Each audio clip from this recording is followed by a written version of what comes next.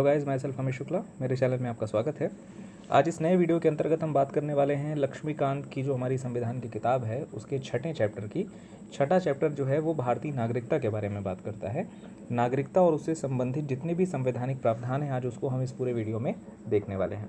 हमारी Telegram channel free study zone से आप जुड़ सकते हैं। नॉर्मल आप सर्च मोड में जा करके हमारे फ्री स्टडी जोन को सर्च करिए। वहाँ पे आपको दैनिक जो भी प्रश्नोत्तर शैली में जो आपको प्रश्न दिए जाते हैं उसका आदर्श उत्तर दिया जाता है और वहाँ पे आपके जो भी डाउट्स हैं वो पूछे जाते हैं। तो आप हमारे टेलीग्राम चैनल से जुड़ सकते हैं।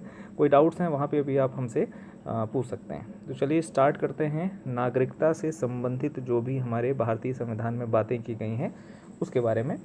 तो अगर हम बात करें किसी भी राज्य में दो प्रकार के नागरिक जो हैं उनके बारे में वर्णित किया जाता है सामान्यतः अगर देखा जाए तो। एक तो ऐसे व्यक्तियों के बारे में बताया जाता है जो संबंधित देश के नागरिक होते हैं और एक ऐसे व्यक्तियों के बारे में बताया जाता है जो किसी अन्य देश के नागरिक होते हैं, मतलब हम विदेशी नागरिक उनको कह सकते हैं।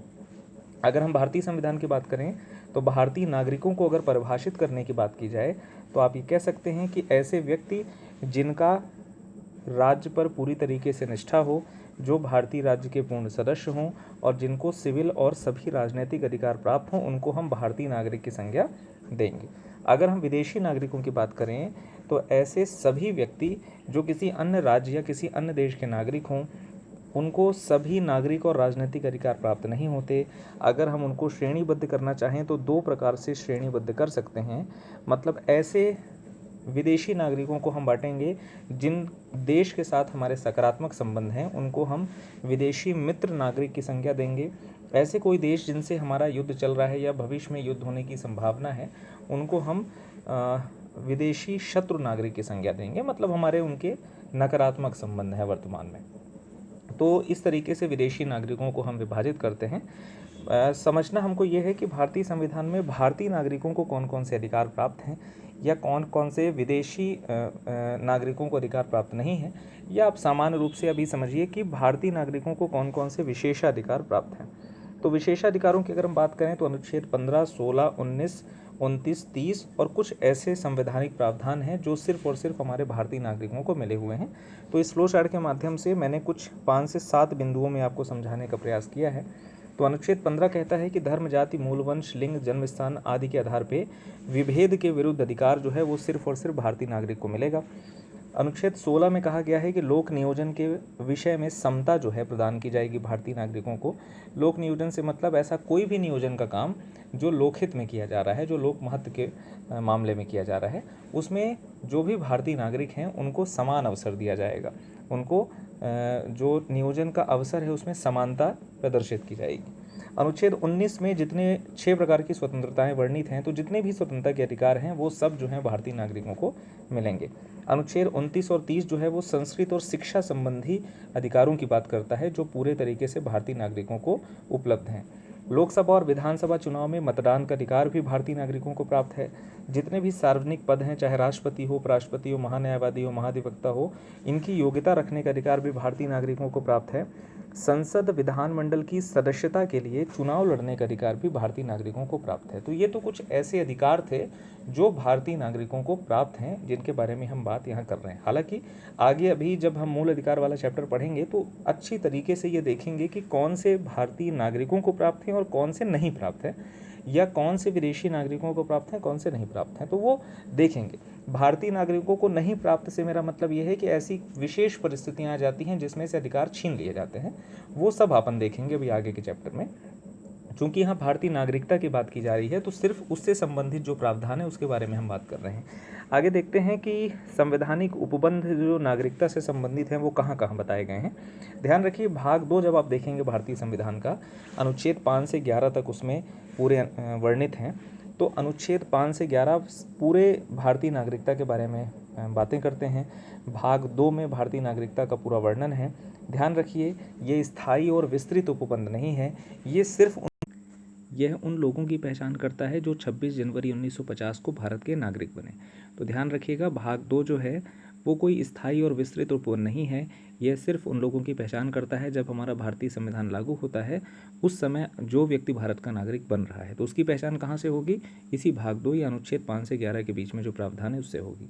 संसद को इस बात का अधिकार देता है कि वह नागरिकता से संबंधित मामलों की व्यवस्था करने के लिए कानून बनाए। ध्यान रखिएगा, नागरिकता से संबंधित मामलों की व्यवस्था करने के लिए कानून जो है वो संसद बनाती है। ये प्रश्न आया हुआ है। नागरिकता अधिनियम 1955 इसी कारण से संसद ने बनाया। इसमें समय समय पर संशोधन भी हुआ। 1957, 60, 85, 86, 92, 2003, 2005, 2015 कुल 8 बार संशोधन हो चुके हैं। ये बात ध्यान रखिएगा, ये प्रश्न बनता है। आगे अगर हम बात करें कि 26 जनवरी 1950 के बाद संविधान के अनुसार, ध्यान रखिएगा, संविधान के अनुसार 4 श्रेणियों के लोग जो हैं भारत के नागरिक बने। तो कैसे कैसे नागरिक बने, उसके लिए प्रावधान जो है अनुच्छेद 5 से लेकर 8 तक के बीच में बताए गए हैं। अनुच्छेद 5 क्या कहता है कि भारत के मूल निवासी अगर कोई व्यक्ति हो या 2 में से कोई एक शर्त की पूर्ति करता हो, माफ़ करिएगा 3 में से कोई एक शर्त की पूर्ति करता हो, तो वह भारत का नागरिक बन सकता है। तो वो जो प्रावधान है वो कैसे कैसे हैं उसको समझिए।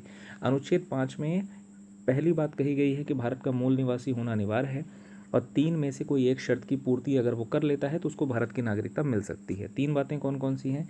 या तो उसका जन्म भारत में हुआ हो, या उसके माता पिता का जन्म भारत में हुआ हो, या संविधान जब लागू हुआ मतलब 26 जनवरी 1950 उससे 5 वर्ष पहले से वो भारत में रह रहा हो। अगर ये 3 में से कोई एक भी बात वो पूरी कर लेता है तो उसको भारत की नागरिकता मिल जाएगी। ये तो बात हुई अनुच्छेद 5 की। अनुच्छेद 6 कहता है कि अगर कोई व्यक्ति पाकिस्तान से भारत आया हो, ध्यान रखिएगा, कोई व्यक्ति पाकिस्तान से भारत आया हो और उसके माता पिता दादा दादी अविभाजित भारत मतलब विभाजन से पहले की बात हो रही है, अविभाजित भारत में जन्मे हों और अगर वो 2 में से कोई एक शर्त की पूर्ति कर लेता है तो उसको भारत की नागरिकता मिल जाती है। वो 2 बातें कौन सी है? पहली बात कही गई है कि 19 जुलाई 1948 से पहले अगर वो स्थानांतरित हुआ हो और तब से लेकर के सामान्यतः भारत में निवास कर रहा हो, और दूसरी शर्त है कि 19 जुलाई 1948 को या उसके बाद भारत आकर नागरिक के रूप में पंजीकृत हुआ हो। पंजीकृत का मतलब है कि भारत में आकर के 6 महीने तक लगातार वो निवास करे और फिर उसका आवेदन प्रस्तुत करे। तो कुल मिलाकर के 19 जुलाई 1948 को या उसके पश्चात भारत आकर के नागरिक के रूप में पंजीकरण उसका आवश्यक है। 2 में से कोई भी एक शर्त की पूर्ति कर लेता है तो उसको भारत की नागरिकता मिल सकती है। अगली बात अनुच्छेद 7 में कही गई है। अनुच्छेद 7 कहता है कि कोई व्यक्ति जो 1 मार्च 1947 के बाद भारत से पाकिस्तान स्थानांतरित हुआ हो, ध्यान रखिएगा, इसके पहले जो बात थी वो पाकिस्तान से भारत की बात थी, अब बात हो रही है कि भारत से वो पाकिस्तान गया हो लेकिन बाद में फिर वो भारत आ गया हो और वह भारत का नागरिक बनने का अगर इच्छा जाहिर करे तो बिल्कुल बन सकता है। बस उसको पंजीकरण प्रार्थना पत्र जो है वो प्रस्तुत करना होगा और 6 महीने तक अनिवार्य रूप से भारत में निवास करना होगा। उस कंडीशन में भारत सरकार जो है उसको भारत की नागरिकता दे सकती है। चौथी बात अनुच्छेद 8 में कही गई है कि कोई व्यक्ति जिसके माता पिता दादा दादी अविभाजित भारत में जन्मे हों लेकिन वह भारत के बाहर रह रहा हो, भारत के बाहर मतलब भारत के बाहर किसी भी देश में, जैसे अमेरिका हो गया, ब्रिटेन हो गया, भारत के बाहर रह रहा हो, फिर भी अगर वो भारत का नागरिक बनना चाहता है तो बिल्कुल बन सकता है, लेकिन उसको भारत के नागरिक के रूप में पंजीकरण कराना होगा। पंजीकरण कराने के लिए जो जैसे आप देखते होंगे भारत से बाहर राजनयिक लोग होते हैं, रहते भारत के प्रतिनिधि हैं, अलग अलग देशों में राजनयिक होते हैं, तो राजनयिक के यहाँ उसको आवेदन देना पड़ेगा। वहाँ से अगर आवेदन एक्सेप्टेड हो जाएगा तो फिर उसके बाद भारत सरकार है उसको नागरिक बना सकती है। तो इस चीज़ को आपको ध्यान रखना है कि कोई व्यक्ति जिसके माता पिता दादा दादी अविभाजित भारत में जन्मे हों और भारत से अगर वो बाहर रह रहा हो फिर भी अगर वो भारत का नागरिक बनना चाहता है तो उसको वहाँ पे पंजीकरण का आवेदन देना होगा पार्षदी प्रतिनिधि के रूप में, और आवेदन स्वीकार होने के बाद वो भारत का नागरिक बन सकता है। तो कुल मिलाकर के 5 से 8 तक की बातें जो हैं वो इतनी की गई। संक्षेपतः अगर मैं बात करूँ इन चारों अनुच्छेदों की तो 5 में कहा गया है कि व्यक्ति जो भारत का मूल निवासी हो वो बन सकता है भारत का नागरिक। 6 में कहा गया है कि जो व्यक्ति पाकिस्तान से स्थानांतरित हुआ हो वो बन सकता है भारत का नागरिक। 7 में कहा गया है कि जो पाकिस्तान स्थानांतरित होने के बाद लौटा हुआ हो ऐसा व्यक्ति भी भारत का नागरिक बन सकता है। और अंतिम अनुच्छेद 8 में बात कही गई है कि भारतीय मूल का व्यक्ति हो लेकिन अगर वो बाहर रह रहा हो तो उसको भारत की नागरिकता मिल सकती है। अनुच्छेद 9 कहता है कि भारत का नागरिक वह व्यक्ति नहीं होगा या नहीं माना जाएगा जो स्वेच्छा से किसी अन्य देश की नागरिकता को ग्रहण कर लेता है। जैसे मान लीजिए मैंने अमेरिका की नागरिकता को अपनी स्वेच्छा से अपनी इच्छा से ग्रहण कर लिया है तो मैं भारत का नागरिक नहीं रहूँगा। तो अनुच्छेद 10 कहता है कि प्रत्येक व्यक्ति जो भारत का नागरिक है यह समझा जाता है, अगर संसद इस प्रकार के किसी विधान का निर्माण कर दे तो उसको भारत की नागरिकता मिल सकती है। अनुच्छेद 11 में कहा गया है कि संसद को यह अधिकार है कि वो नागरिकता के अर्जन या समाप्ति तथा उससे संबंधित अन्य सभी विषयों के संबंध में विधि बना सकती है। कुल मिलाकर के वही बात है कि अगर संसद को यह लगता है कि उसको नागरिकता के अर्जन या समाप्ति से संबंधित कोई नियम कायदे बनाने हैं तो उसके पास पूरी तरीके से अधिकारता है, बिल्कुल बना सकती है। अब आगे बात करते हैं नागरिकता अधिनियम 1955 की, जो संसद द्वारा ही बनाया गया है।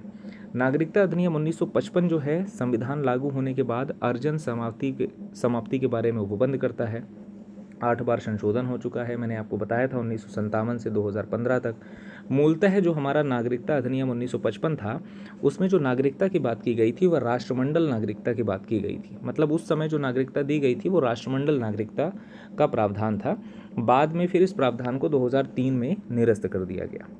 नागरिकता का अर्जन संबंधी जो 1955 के अधिनियम में बात की गई है उसमें 5 शर्तें बताई गई हैं। 1955 अधिनियम 5 शर्तों की बात करता है और वो बताता है कि अगर आपको नागरिकता लेनी है या अर्जन करना है तो 5 शर्तों में से अगर आप कोई भी एक शर्त पूरी करते हो तो आप उसका ले सकते हो, नागरिकता का अर्जन आप कर सकते हो। तो पहली शर्त है जन्म से। जन्म से नागरिकता का अर्जन अगर आपको करना है तो आपको निम्न बातों की पूर्ति करनी होगी। पहली बात है, इसको थोड़ा ध्यान से समझेंगे इसलिए क्योंकि काफ़ी बड़े बड़े पॉइंट हैं तो इसको आहिस्ते से समझेंगे। पहला पॉइंट है जन्म से नागरिकता के अर्जन में कि 26 जनवरी 1950 को, 26 जनवरी 1950 मतलब हमारा जब भारतीय संविधान लागू हो रहा है, तो जब हमारा भारतीय संविधान लागू होता है या उसके बाद, लेकिन 1 जुलाई 1947 से पहले अगर किसी व्यक्ति का जन्म हुआ हो, चाहे भले ही उसके माता पिता के पास जन्म की राष्ट्रीयता है, तो वह भारत का नागरिक माना जाएगा। मेरी बात आप समझ गए होंगे।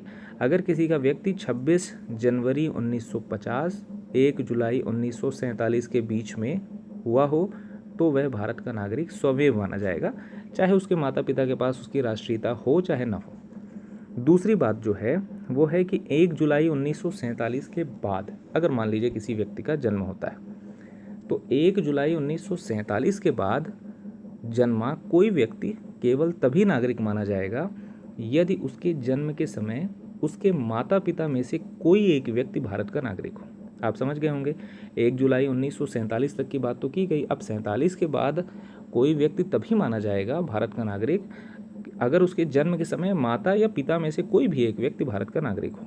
तो दूसरा प्रावधान ये हो गया। तीसरा प्रावधान कहता है कि यदि किसी व्यक्ति का जन्म 3 दिसंबर 2004 के बाद भारत में हुआ हो, आप समझ गए होंगे, 3 दिसंबर 2004 के बाद अगर भारत में किसी व्यक्ति का जन्म हुआ हो तो वह उसी दशा में भारत का नागरिक माना जाएगा यदि उसके माता पिता दोनों उसके जन्म के समय भारत के नागरिक हों। ये तो पहली बात हुई। दूसरी बात कि माता पिता में से कोई एक उस समय भारत का नागरिक हो और दूसरा अवैध प्रवासी न हो। सरल भाषा में अगर मैं इसको समझाऊं कि 3 दिसंबर 2004 के बाद जिसका जन्म भारत में हुआ हो तो उसके लिए कंडीशन है। पहली कंडीशन ये है कि माता पिता दोनों उसके जन्म के समय भारत के नागरिक हों। दूसरी कंडीशन ये है कि माता पिता में से एक, चाहे माता चाहे पिता, भारत का नागरिक होना चाहिए और दूसरा अवैध प्रवासी नहीं होना चाहिए। अगर ये कंडीशन की पूर्ति है तब वह जन्म के समय से नागरिकता का अर्जन कर सकता है। भारत में पदस्थ विदेशी राजनयिक एवं शत्रु देश के बच्चों को भारत की नागरिकता अर्जन करने का अधिकार नहीं है। ये ध्यान रखिएगा। मतलब मान लीजिए कोई भारत में कोई पदस्थ है, विदेशी कोई व्यक्ति राजनयिक के रूप में पदस्थ है, और मान लीजिए कोई शत्रु देश है। आपको मैंने बताया था कुछ समय पहले कि विदेशी नागरिक में एक विदेशी मित्र नागरिक होते हैं, एक विदेशी शत्रु नागरिक होते हैं। तो मान लीजिए कोई शत्रु देश के बच्चे हैं, उनको भारत की नागरिकता अर्जन करनी है तो वो अर्जन नहीं कर पाएंगे, मतलब उनको भारत की नागरिकता नहीं मिल पाएगी। उनके पास सीमित समय के लिए उपबंध होते हैं कि वो उस समय तक अपने काम की पूर्ति करें, उसके बाद वो चले जाएं। तो ये तो बात हो गई जन्म के समय या जन्म के आधार पे हम कैसे नागरिकता का अर्जन कर सकते हैं। दूसरा प्रावधान कहता है वंश के आधार पे अगर नागरिकता का अर्जन करना है। 1955 अधिनियम कहता है कि वंश के आधार पे भी आप नागरिकता का अर्जन कर सकते हो। कैसे समझते हैं? तो नागरिक वंश के आधार पे अगर अर्जन करना है नागरिकता का तो उसमें 2 कैटेगरी से इसको समझते हैं। एक, जब हमारा भारतीय संविधान लागू होता है 26 जनवरी 1950 से 10 दिसंबर 1992 से पहले तक, मतलब इन दोनों के बीच की बात हो रही है, तो 26 जनवरी 1950 से 10 दिसंबर 1992 और 10 दिसंबर 1992 और उसके बाद, तो ये दोनों के प्रावधान अलग अलग हैं, समझते हैं। तो वंश के आधार पर अगर नागरिकता किसी को चाहिए और उसका जन्म अगर 26 जनवरी 1950 से 10 दिसंबर 1992 के बीच में हुआ हो, तो ध्यान रखिए इसमें जो प्रावधान है वो ये बताते हैं कि जन्म भारत के बाहर हुआ हो और वंश के आधार पर भारत का नागरिक वह व्यक्ति बन सकता है यदि उसके जन्म के समय उसका पिता भारत का नागरिक हो। ध्यान रखिए, वंश के आधार पर नागरिकता की बात अगर की जाती है तो अगर किसी व्यक्ति का जन्म 26 जनवरी 1950 और 10 दिसंबर 1992 से पूर्व अगर किसी व्यक्ति का जन्म भारत से बाहर हुआ हो तो वह वंश के आधार पर भारत का नागरिक बन सकता है, लेकिन एक कंडीशन जरूरी ये है कि उसके जन्म के समय उसका पिता भारत का नागरिक होना चाहिए।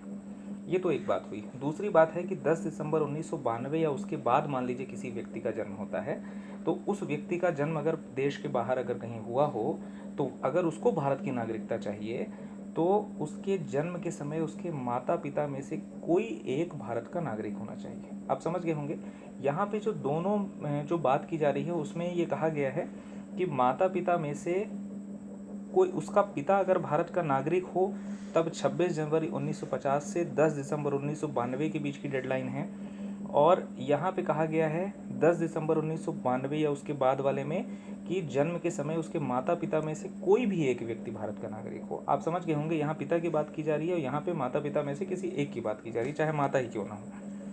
अब जो अगला बात इसमें की जा रही है, अगली बात जो इसमें की जा रही है वो ये है कि 3 दिसंबर 2004 के बाद अगर मान लीजिए किसी व्यक्ति का जन्म भारत से बाहर होता हो और उसको चाहिए अगर नागरिकता वंश के आधार पे, तो कोई व्यक्ति वंश के आधार पे भारत का नागरिक नहीं बन सकता यदि उसके जन्म के 1 वर्ष के भीतर, ध्यान रखिएगा, उसके जन्म के 1 वर्ष के भीतर भारतीय कंसुलेट में उसके जन्म का पंजीकरण न करा दिया गया हो या केंद्र सरकार की सहमति से उक्त अवधि के बाद पंजीकरण न हुआ हो।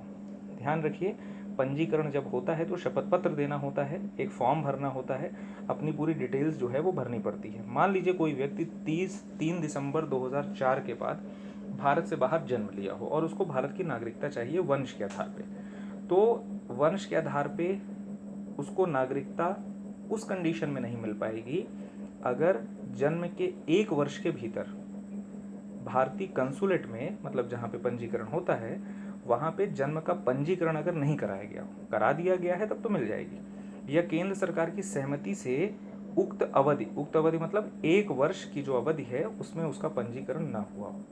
तो ध्यान रखिए, मतलब डेडलाइन जो है वो 1 वर्ष बताई गई है। 1 वर्ष के अंदर अंदर अगर पंजीकरण हो जाता है तो वो बड़े आसानी से भारत की नागरिकता प्राप्त कर सकता है, भले ही वो 3 दिसंबर 2004 के बाद भारत के बाहर उसका जन्म हुआ हो। ये चीज़ है, वहाँ पे उसको शपथ पत्र देना होगा, भारत के प्रति उसको निष्ठा की मतलब शपथ लेनी होगी। इस प्रकार से कुछ लीगल प्रावधान वहाँ पे किए गए हैं। तो यहाँ पे ये बात आपको ध्यान रखनी है, 3 बातों में वंश के आधार पर नागरिकता को विभाजित किया गया है। 26 जनवरी 1950 से बोला गया है 10 दिसंबर 1992, 10 दिसंबर 1992 या उसके बाद, और फिर बोल दिया गया है 3 दिसंबर 2004 के बाद अगर भारत से बाहर किसी का जन्म होता है तो वो 1 वर्ष के भीतर अगर पूरा पंजीकरण करा दें, भारत सरकार के समक्ष जो है वो आवेदन प्रस्तुत करें, शपथ ग्रहण करें, तो उसके बाद उनको हम नागरिक बना सकते हैं। अगर एक नाबालिग कोई व्यक्ति है, भारत के नागरिक होने के साथ साथ किसी अन्य देश का भी नागरिक है, ध्यान रखिएगा, यहाँ पे बोला जा रहा है कि एक नाबालिग है, नाबालिग मतलब हमारे यहाँ जो बालिग होने की उम्र जो बताई गई है 18 वर्ष, उससे अगर मान लीजिए उसकी कम उम्र है, एक नाबालिग है, मान लीजिए उसके पास भारत की भी नागरिकता है, उसके साथ साथ किसी दूसरे देश की भी नागरिकता है, तो उसकी भारतीय नागरिकता जैसे ही वो बालिग होगा वैसे ही समाप्त हो जाएगी। अगर एक कंडीशन है, एक कंडीशन में उसकी समाप्त नहीं हो सकती, अगर वो अन्य देश की नागरिकता का परित्याग कर दे वयस्क होने की 6 माह के अंदर अंदर, मतलब जैसे ही वो 18 वर्ष का होता है उसके 6 माह के अंदर अंदर अगर वो उस देश की नागरिकता का परित्याग कर दे तो उसकी यहाँ की नागरिकता बनी रहेगी, अदरवाइज उसकी नागरिकता उसकी समाप्त हो जाएगी। तो ये बात आप समझ गए होंगे। तीसरा जो प्रावधान है 1955 के अधिनियम में वह है पंजीकरण के द्वारा। ध्यान रखिएगा, पंजीकरण के द्वारा भी भारतीय नागरिकता की प्राप्ति की जा सकती है। केंद्र सरकार आवेदन प्राप्त होने पर किसी व्यक्ति को भारतीय नागरिक के रूप में पंजीकृत कर सकती है। ध्यान रखिएगा, आवेदन प्राप्त होने पर ही किसी व्यक्ति का पंजीकरण होगा, और अगर वो पंजीकरण हो रहा है तो निम्न में से किसी एक से संबद्ध अगर होगा तभी पंजीकरण हो सकता है। इसमें जो प्रावधान किए गए हैं इनसे संबद्धता होनी चाहिए उस व्यक्ति की। जैसे भारतीय मूल का व्यक्ति आवेदन करने से ठीक पूर्व 7 वर्ष अगर भारत में रहा हो तब वो पंजीकरण का आवेदन कर सकता है। दूसरा प्रावधान है कि भारतीय मूल का अविभाजित भारत के बाहर या किसी अन्य देश में निवासरत रहा हो। भारतीय मूल का हो, ध्यान रखिएगा, मूल भारतीय हो, उसका अविभाजित भारत के बाहर या किसी अन्य देश में निवास कर रहा हो तो भी वो पंजीकरण के लिए आवेदन कर सकता है। तीसरी बात कही गई है कि पूर्ण आयु तथा क्षमता वाला व्यक्ति हो, जिसके माता पिता भारतीय नागरिक के रूप में पंजीकृत हों तो वो आवेदन कर सकता है। अगली बात कही गई है कि भारतीय नागरिक के नाबालिग बच्चे हैं तब कर सकता है, मतलब ये नाबालिग बच्चा है और उसके पिताजी या माताजी लोग जो हैं वो भारतीय नागरिक हैं। अगली बात कही गई है कि अगर वो भारतीय नागरिक से विवाह किया हो तथा आवेदन करने से 7 वर्ष पूर्व भारत में निवास कर रहा हो, मतलब जब वो पंजीकरण का आवेदन कर रहा है उससे 7 वर्ष पहले से वो रह रहा हो और किसी भारतीय नागरिक से वो विवाह कर लिया हो। अगली बात कही गई है कि पूर्ण आयु तथा क्षमता वाला व्यक्ति हो और माता पिता स्वतंत्र भारत के नागरिक के रूप में पंजीकृत हों तथा पंजीकरण का इस प्रकार का आवेदन करें कि वह 12 महीने से साधारणतः निवास कर रहा हो। आप समझ गए होंगे, यहाँ पे बोला जा रहा है कि उसके माता पिता स्वतंत्र भारत के नागरिक के रूप में पंजीकृत पहले से हों, या तो वो पंजीकरण का आवेदन इस प्रकार से किया जाए कि 12 महीने से वहाँ पे वो साधारणतः निवास कर रहे हैं, तो ये भी आधार जो है वो पंजीकरण के लिए उपयुक्त है। अंतिम बात जो ये है कि पूर्ण आयु एवं क्षमता का व्यक्ति हो और वह समुद्र पार किसी देश के नागरिक के रूप में पंजीकृत हो 5 वर्ष से, तथा वह पंजीकरण का इस प्रकार आवेदन देने से 12 महीने से साधारणतः निवास कर रहा हो। तो आप ये समझ गए होंगे, ये कुछ ऐसी बातें हैं जो ये बताती हैं कि पंजीकरण का आवेदन जब आप करोगे तो उसके पहले निम्न में से कोई एक कंडीशन आपकी होनी चाहिए। अगर कोई ऐसी कंडीशन नहीं है तो आप पंजीकरण का आवेदन नहीं कर पाओगे। ये जो कंडीशंस हैं इसको आप पढ़िए तो आपको समझ में आएगा, बड़ी सरल भाषा में है, इसमें बहुत ज़्यादा टिपिकल नहीं है, पढ़ने में ज़रूर भारी भरकम लगता है लेकिन इतना टिपिकल है नहीं ये, है ना, बड़ी सरल भाषा में, जैसे कोई भी व्यक्ति पढ़िए। जैसे भारतीय मूल का व्यक्ति आवेदन करने से ठीक पहले 7 वर्ष भारत में रह रहा हो, इसको आप समझ सकते हैं, मतलब जब वो आवेदन कर रहा है तो 7 वर्ष पहले वो भारत में रह रहा हो। अगला जो ये बिंदु है कि माता पिता भारतीय नागरिक के रूप में पहले से पंजीकृत हूँ तब वो कर सकता है पंजीकरण का आवेदन। मान लीजिए मैं अमेरिका में रह रहा हूँ और मेरे माता पिता यहाँ पे पंजीकृत हूँ पहले से भारतीय नागरिक के रूप में, तो मैं नागरिकता का आवेदन कर सकता हूँ। मान लीजिए मेरे माता पिता भारतीय नागरिक हैं और मैं नाबालिग बच्चा हूँ और मुझे अगर मान लीजिए आवेदन कर रहा है तो पंजीकरण के माध्यम से मैं आवेदन कर सकता हूँ। भारतीय नागरिक से मान लीजिए मैंने किसी से विवाह कर लिया हो और ये विदित रहे कि आवेदन करने से 7 वर्ष पहले से मैं भारत में रह रहा हूँ तो मैं पंजीकरण का आवेदन कर सकता हूँ।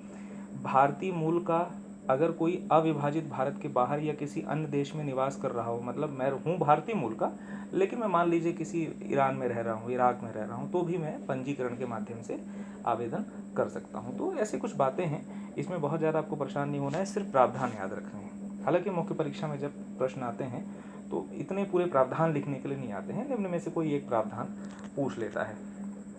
भारतीय मूल का अर्थ क्या होगा? आपके सामने बहुत बार ये वर्ड आया है भारतीय मूल।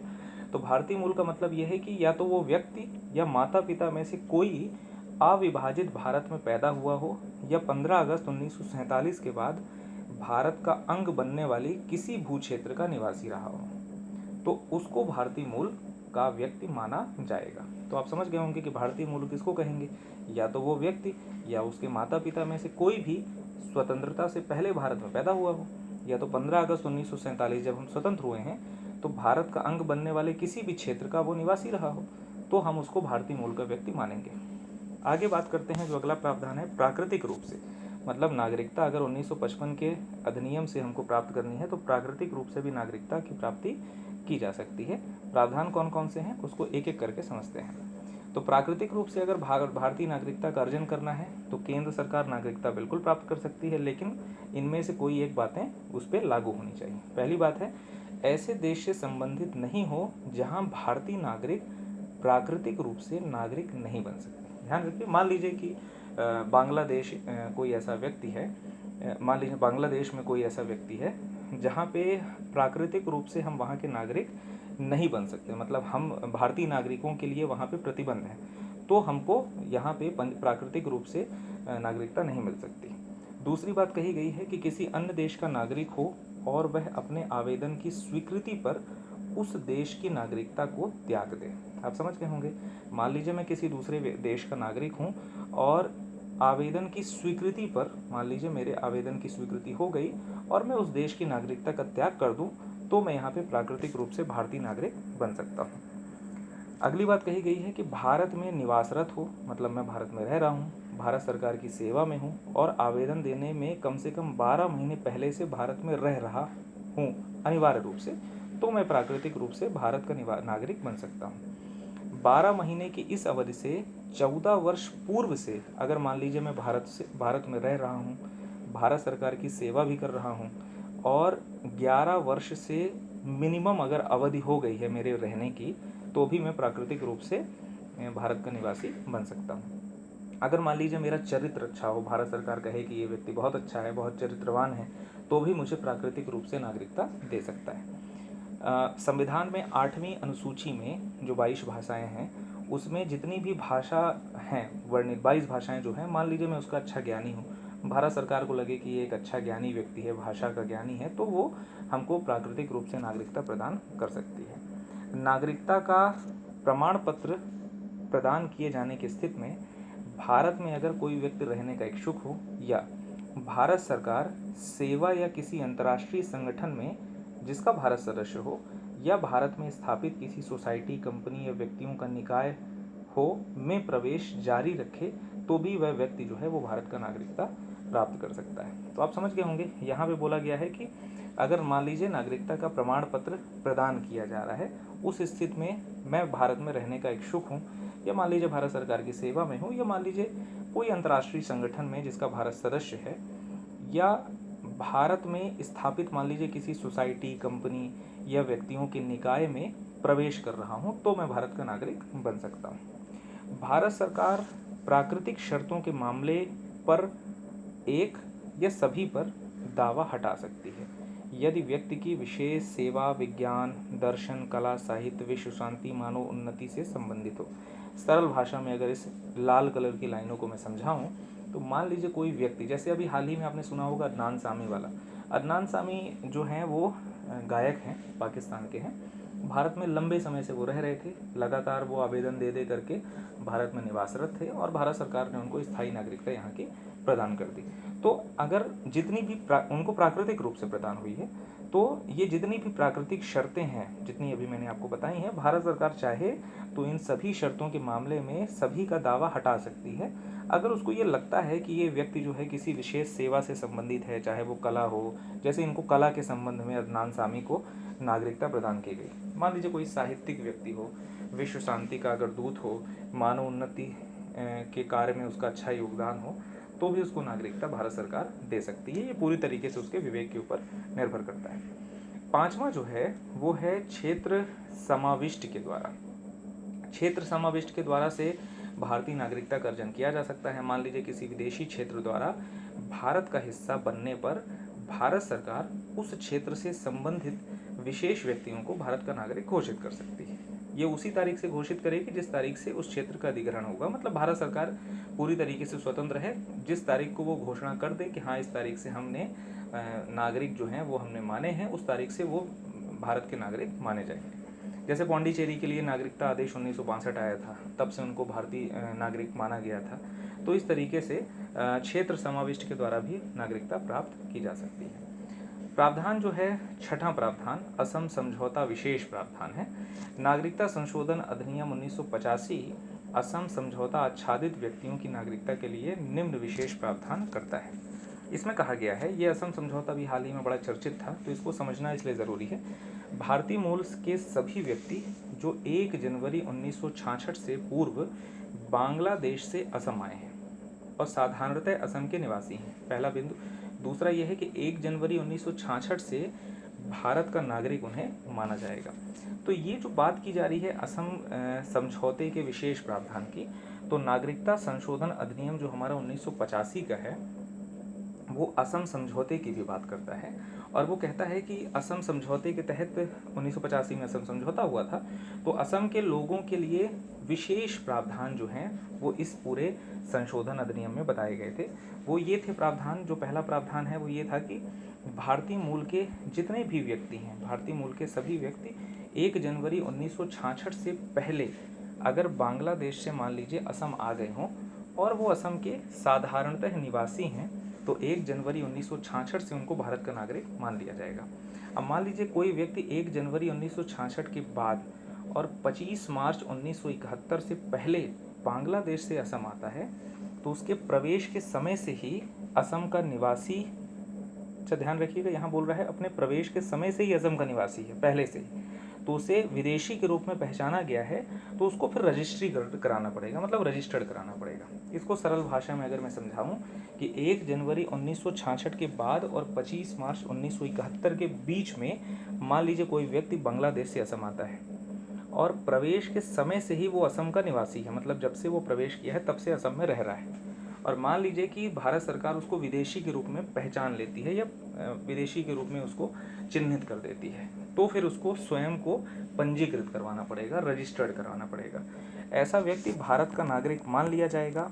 विदेशी के रूप में पहचाने जाने के बाद 10 वर्ष, विदेशी के रूप में पहचाने जाने के बाद 10 वर्ष अवधि की समाप्ति की तारीख के बीच में ही उसको भारत का नागरिक माना जाएगा। 10 वर्षों में उसे मत देने के अधिकार के अतिरिक्त सभी भारतीय नागरिक के अधिकार प्राप्त होंगे। तो कुल मिलाकर के ये असम समझौते से संबंधित प्रावधान है। हालांकि अभी इस समझौते के बारे में हम विस्तृत तौर से बात करेंगे जब असम का मुद्दा पढ़ेंगे। तो ये पूरी बातें हो गई उस संशोधन अधिनियम की। सबसे इम्पोर्टेंट पॉइंट ये है कि नागरिकता की समाप्ति जो है वो कैसे होती है। नागरिकता की समाप्ति जो है 1955 अधिनियम में नागरिकता खोने के 3 कारण बताए गए हैं। ध्यान रखिएगा, वंचित करने के द्वारा, मतलब अगर मान लीजिए वंचित कर दिया जाए, स्वैच्छिक त्याग कर दिया जाए या बर्खास्तगी हो जाए, यही 3 ऐसे कारण हैं जिससे नागरिकता खो सकती है। वंचित करने के द्वारा भारतीय नागरिकता की समाप्ति कैसे होगी। मान लीजिए कोई व्यक्ति फर्जी तरीके से अर्जित कर लेता है, मान लीजिए संविधान के प्रति किसी का कोई अनादर अगर करता है, शत्रु से गैर कानूनी संबंध की स्थापना करता है युद्ध के दौरान, पंजीकरण प्राकृतिक नागरिकता के 5 वर्ष के दौरान 2 वर्ष की कैद उसको हो जाती है, मान लीजिए किसी देश में, दूसरे देश में नागरिक सामान्यतः भारत से बाहर 7 वर्षों से रह रहा हो, तो उस कारण से उसको वंचित कर दिया जाएगा भारतीय नागरिकता से। तो आप समझ गए होंगे कि कोई फर्जी तरीके से मान लीजिए कोई व्यक्ति नागरिकता प्राप्त कर लेता है तो उसको वंचित कर देगी भारत सरकार। संविधान के प्रति अनादर करता है तो उसको भारतीय नागरिक से हटा देगी। मान लीजिए कोई पंजीकरण प्राकृतिक नागरिकता अगर लिया है और 5 वर्ष के दौरान 2 वर्ष की मान लीजिए उसको कैद हो गई हो किसी देश में, तो उसको भारतीय नागरिकता की समाप्ति हो जाएगी। भारत से बाहर मान लीजिए 7 वर्ष रह रहा हो तो उसकी समाप्ति हो जाएगी भारतीय नागरिकता की। बर्खास्तगी द्वारा अगर बात की जाए तो स्वेच्छा से अन्य देश की नागरिकता अगर मान लीजिए कोई व्यक्ति ग्रहण कर ले तो भारतीय नागरिकता बर्खास्त हो जाती है। ध्यान रखिए, ये कंडीशन उस समय लागू नहीं होगी जब भारत युद्ध में व्यस्त हो। ये एक अपवाद है। स्वैच्छिक त्याग की अगर हम बात करें तो कोई भी भारतीय नागरिक स्वैच्छिक रूप से नागरिकता का त्याग कर सकता है। इस स्थिति में उसका प्रत्येक नाबालिग बच्चा भारतीय नागरिक नहीं रहता। 18 वर्ष के उपरांत चाहे तो वो आवेदन करके बन सकता है, जिसकी स्थितियां मैंने पहले बता दी हैं। युद्ध के समय की गई इस घोषणा को केंद्र सरकार एक तरफा रख सकती है। तो ये पूरी बातें हुई नागरिकता की समाप्ति कैसे होगी। वैसे तो हमारे भारतीय संविधान में एकल नागरिकता का प्रावधान है। एकल नागरिकता मतलब हम चाहे किसी भी राज्य से संबंधित हों, चाहे किसी भी संघ शासित प्रदेश में रह रहे हों, हम नागरिक के रूप में भारतीय ही लिखते हैं। भारतीय संविधान में एकल नागरिकता का प्रावधान है, अर्थात भारतीय नागरिकता। अमेरिका स्विट्जरलैंड की बात करें तो वहाँ पे दोहरी नागरिकता मिलती है, राज्यों की अलग नागरिकता, केंद्र की अलग नागरिकता। एकल नागरिकता का प्रावधान जो है वो भेदभाव को समाप्त करने के लिए किया गया है। फिर भी इस व्यवस्था में कुछ अपवाद जो हैं वो मौजूद हैं, जैसे अनुच्छेद 15 में आपको बताया गया है कि धर्म, जाति, मूलवंश, लिंग, जन्मस्थान, निवास के आधार पर भेदभाव नहीं किया जाएगा। इसका अभिप्राय यह है कि निवास के आधार पर राज्य किसी को विशेष सुविधा दे सकता है। अब आप समझ गए होंगे कि अगर ये बात की जा रही है कि हम जितने भी नागरिक हैं उनको एकल रूप से मानेंगे, मतलब हम भारतीय नागरिक ही सबको मानेंगे, तो अनुच्छेद 15 में जो प्रावधान है जिसमें ये कहा गया है कि धर्म, जाति, मूल, वंश, लिंग, जन्म स्थान, निवास के आधार पे भेदभाव नहीं होगा और उसमें उसका निहितार्थ जो है वो ये है कि निवास के आधार पर राज्य जो है किसी को विशेष सुविधा दे सकता है। तो अगर विशेष सुविधा राज्य किसी भी व्यक्ति को दे रहा है या किसी भी संस्था को दे रहा है तो यहाँ पे एकल नागरिकता का हनन हो जाता है। तो कुछ अपवाद भी इस तरीके से देखने को मिलते हैं। जैसे मान लीजिए किसी राज्य ने शैक्षणिक शुल्क में छूट दे दी, मान लीजिए किसी वर्ग को शैक्षणिक शुल्क में छूट देती है। अलग अलग संस्थाएं, अलग अलग सरकारी संस्थाएं जो हैं वो शिक्षा के जो शुल्क होती है उसमें छूट दे देती है। तो ये जो है एक अपवाद स्वरूप जो है वो हमारे भारतीय संविधान में देखने को मिलता है। ये भेदभाव आपको समझ में आ रहा होगा। वैसे तो देखा जाए उन कमजोर वर्गों को ऊपर उठाने के लिए ऐसा प्रावधान किया गया है, लेकिन सैद्धांतिक रूप से आप समझिए तो ये भेदभाव की समाप्ति के लिए है। लेकिन व्यावहारिक रूप से जब आप देखेंगे तो आपको ये लगेगा कि ये कहीं ना कहीं जो है वो एकल नागरिकता में जो भेदभाव की समाप्ति की बात की जा रही है वो स्थापित नहीं हो पाती। अनुच्छेद 19 की अगर जैसे हम बात करें तो निवास और घूमने की स्वतंत्रता है। जनजातीय क्षेत्रों में प्रवेश एवं निवास प्रतिबंधित है। निश्चित रूप से ऐसी व्यवस्था इसीलिए की गई होगी कि उनकी संस्कृति बची रहे, उनकी भाषा बची रहे, उनका रिवाज बचा रहे, उनको सुरक्षा दी जाए उसके संबंध में। लेकिन आप देखिए कि जो भेदभाव की बात हम कर रहे हैं, भेदभाव की समाप्ति की बात, तो यहाँ पे अगर कोई व्यक्ति जाना चाहे जनजातीय क्षेत्र में तो वो नहीं जा सकता। एक तरह से वो भेदभाव जो है वो किया जा रहा है। तो अनुच्छेद 19 भी एक अपवाद स्वरूप जो है वो देखने को मिलता है। जम्मू कश्मीर के मामले में बात करें तो राज्य विधानमंडल को शक्ति दी गई थी पहले कि वह स्थायी निवासियों की व्याख्या कर सके और राज्य सरकार के तहत रोजगार मामले में उन्हें विशेष सुविधाएं दे सके। तो एक तरह से ये भेदभाव जो है वो राज्यों के संदर्भ में किया जा रहा है। ऐसा भेदभाव तो अमेरिका में मिलता है। अमेरिका में आप जाएंगे तो पता चला एक राज्य में जो नियम कानून है दूसरे राज्य में वो नियम कानून जो है वो अवैध हो जाते हैं। तो हमारे यहाँ तो जम्मू कश्मीर राज्य में अगर ऐसा कोई प्रावधान है जिसमें कोई दूसरा नागरिक नियोजित नहीं हो सकता तो एक तरह से देखा जाए तो ये एकल नागरिकता का हनन है। अनुच्छेद 16 की अगर हम बात करें तो इसमें भी कहा गया है कि संसद ऐसी व्यवस्था कर सकती है कि किसी राज्य विशेष में रहने वाले लोगों को कुछ नौकरियां नियुक्तियों में विशेष सुविधा दे सकती है। आप समझ रहे होंगे, ये भी एक तरह से देखा जाए तो भेदभाव की जो बात हम करते हैं समाप्ति की, तो उसको एक तरह से बढ़ावा दे रहा है। ये कैसे कि संसद के पास ऐसा अधिकार है कि वो किसी राज्य विशेष में, कोई भी राज्य की बात करें, चाहे मध्य प्रदेश हो, चाहे उत्तर प्रदेश हो, चाहे मेघालय हो, चाहे महाराष्ट्र हो, तो किसी राज्य में जो भी रहने वाले लोग हैं उनको किसी नौकरियों में या किसी नियुक्तियों में कोई विशेष सुविधा दे सकती है। कायदे से नहीं देना चाहिए क्योंकि हम तो भेदभाव रहित समाज की बात कर रहे हैं, हमारे संविधान में कहा गया है। लेकिन यहाँ पे एक तरह से देखा जाए तो विशेष सुविधा देना किसी वर्ग को, भेदभाव को सैद्धांतिक रूप से देखा जाए तो भेदभाव को बढ़ा रहा है। तो ये कुछ बातें हुई, अपवाद स्वरूप हैं, ये ध्यान रखिएगा। और आगे अगर हम बात करें विदेशी भारतीय नागरिकता की, तो विदेशी भारतीय नागरिकता के संबंध में सबसे पहली बार LM सिंघवी उच्च स्तरीय समिति का गठन किया गया सितंबर 2000 में। वैश्विक भारतीय डायस्पोरा का व्यापक अध्ययन और उनके साथ रचनात्मक संबंध बनाने के उपायों पर अनुशंसा देने का कार्य इसको सौंपा गया। LM सिंघवी उच्च स्तरीय समिति को रिपोर्ट इनकी आती है जनवरी 2002 में। 1955 अधिनियम में संशोधन की सिफारिश ये करते हैं ताकि भारतीय मूल के व्यक्तियों मतलब peoples of Indian origin, PIO इसको हम कहेंगे, को दोहरी नागरिकता प्रदान की जा सके। लेकिन ध्यान रखिएगा ये दोहरी नागरिकता कुछ विशेष देशों के संदर्भ में ही प्रदान करने की बात की गई थी यहाँ पे। फिर उसी अनुसार नागरिकता संशोधन अधिनियम जब 2003 आता है तो इसमें विदेशी भारतीय नागरिकता का प्रावधान किया गया। इस अधिनियम ने पूर्व जो हमारा मुख्य अधिनियम था इसके राष्ट्रमंडल नागरिकता से संबंधित सभी प्रावधान हटा दिए। इसकी चर्चा हम पहले कर चुके हैं कि राष्ट्रमंडल की नागरिकता जो मिल रही थी 1955 में उसको 2003 में हटा दिया गया था। नागरिकता संशोधन अधिनियम फिर 2005 जब आता है तो सभी देशों के भारतीय मूल के व्यक्तियों को विदेशी भारतीय नागरिकता प्रदान करने का प्रावधान किया गया। इसमें पाकिस्तान और बांग्लादेश को छोड़ दिया गया। फिर नागरिकता संशोधन अधिनियम 2015 इम्पॉर्टेंट है। इसमें कहा गया कि विदेशी भारतीय नागरिकता संबंधित प्रावधान में संशोधन कर दिया जाए और विदेशी नागरिकता कार्ड होल्डर नाम से एक नई योजना शुरू की गई। मतलब आप समझ जाइए कि जो पीपल्स ऑफ इंडियन ओरिजिन था और over the seas of Indian origin scheme जो थी इसका विलय कर दिया गया। जो PIO स्कीम थी, भारतीय मूल के जो नागरिक वाली स्कीम थी, वो 2002 में आती है और जो OCI स्कीम थी वो आती है 2005 में। इन दोनों का फिर बाद में विलय कर दिया जाता है। आज हमारे भारतीय संविधान में यही विदेशी भारतीय विदेशी नागरिकता कार्ड होल्डर की स्कीम लागू है और जो भी व्यक्ति आता है वो इस प्रकार के पहले पंजीकरण कराता है, फिर उसको एक कार्ड मिल जाता है। उक्त अवधि तक जो है वो भारत में निवास करता है विशेष सुविधाओं के साथ और जो कंडीशन रहती हैं उसके साथ, फिर वो अपने देश उस नियत अवधि के बाद जा सकता है। तो कुल मिलाकर के अभी वर्तमान में यही भारतीय विदेशी नागरिकता कार्ड होल्डर वाली स्कीम लागू है। तो ये पूरी बातें हुई भारतीय नागरिकता से संबंधित, और भारतीय नागरिकता से संबंधित जो भी प्रावधान थे वो मैंने आपको यहाँ पे बताने का प्रयास किया है। आशा करता हूँ आप समझ गए होंगे। किसी प्रकार के डाउट्स हैं तो आप हमसे पूछ सकते हैं। हालांकि इसके लिए अभी मैं एक प्रश्नोत्तर शैली में मुख्य परीक्षा के हिसाब से मैं अभी क्वेश्चन बनाऊंगा और इसको सरल भाषा में प्रेजेंट करूंगा। ये थोड़ा सा टिपिकल टाइप का एक कोर्स रहा है। भारतीय नागरिकता जो है इसमें जो शब्दों का चुनाव है वो थोड़ा सा क्लिष्ट तरीके से किया गया है। मैं प्रयास करूंगा जब मैं प्रश्न और उत्तर शैली में इससे प्रश्न छांट करके बनाऊं आपके लिए उत्तर, तो उसमें थोड़ा सा कुछ सरल शब्दों का, ये सरल भाषा का प्रयोग करें। तो चलिए मिलते हैं फिर नेक्स्ट वीडियो में। इस पूरे वीडियो में इतना ही। Thank you.